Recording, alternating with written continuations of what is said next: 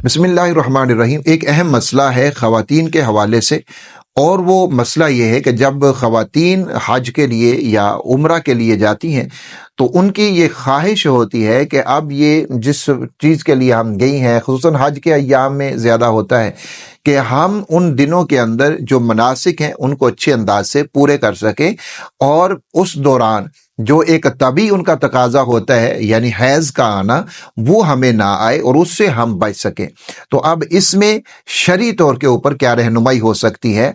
क्या ख़वातीन कोई माने हैज़ अद्वियात का इस्तेमाल कर सकती हैं या वो नहीं कर सकती? तो हालत एहराम में उनको क्या करना चाहिए? तो इसके बारे में बड़ा आसान सा इसका हल मौजूद है। एक तो एहराम की जो हालत होती है या हालत एहराम है या एहराम का जो लिबास है, इस मसले को भी समझना ये भी ख़वातीन के लिए ज़रूरी है। और इसमें बहुत बड़ा एक मसला जो आम तौर के ऊपर समझा जाता है कि हालत एहराम में ख़वातीन अपने चेहरे का पर्दा किस तरह से करेंगी, उसकी मुकम्मल वजाहत हमने एक वीडियो के अंदर की है। ये वीडियो आप देख लीजिएगा, नीचे डिस्क्रिप्शन में मैं उसका लिंक दूंगा, उस वीडियो का आप वो देखिएगा। मुफस्सल उसके ऊपर हमने गुफ्तगू की है कि हालत एहराम में चेहरे का पर्दा करना जायज़ है, दुरुस्त है, और चेहरे के पर्दा ना करने का क्या हुक्म है, अगर करना है तो वो किस तरह से करना है, उसको ज़रूर समझ लीजिएगा।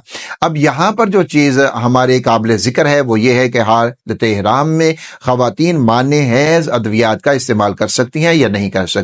इसके दो पहलू हैं, एक तो शरई पहलू है और एक है तिब्बी पहलू।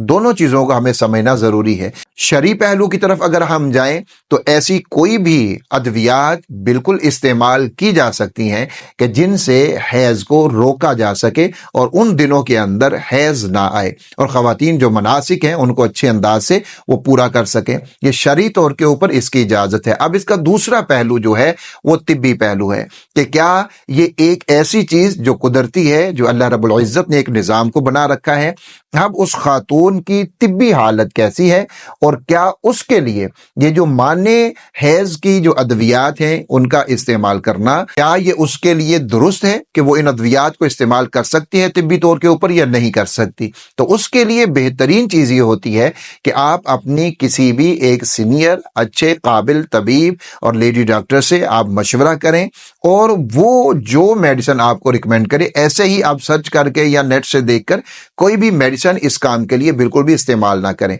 हो सकता है कि आप अगर वो अद्वियात इस्तेमाल कर लें उससे आपको बहुत ज़्यादा नुकसान भी हो सकता है।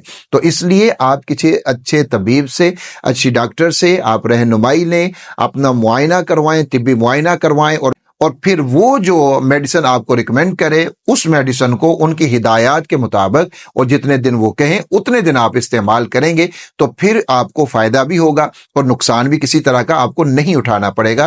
तो इन दोनों पहलुओं को मद्देनजर रखते हुए ख़वातीन ऐसी अद्वियात का इस्तेमाल बिल्कुल कर सकती हैं, उनको शरई तौर के ऊपर किसी तरह की कोई भी ममानियत नहीं है। अल्लाह रब्बुल इज्जत सब की नेक इबादत को कबूल फरमाए और हम सबको बार बार हज बैतुल्लाह और उम्रों की सआदत नसीब फरमाए। आमीन या रब्बल आलमीन।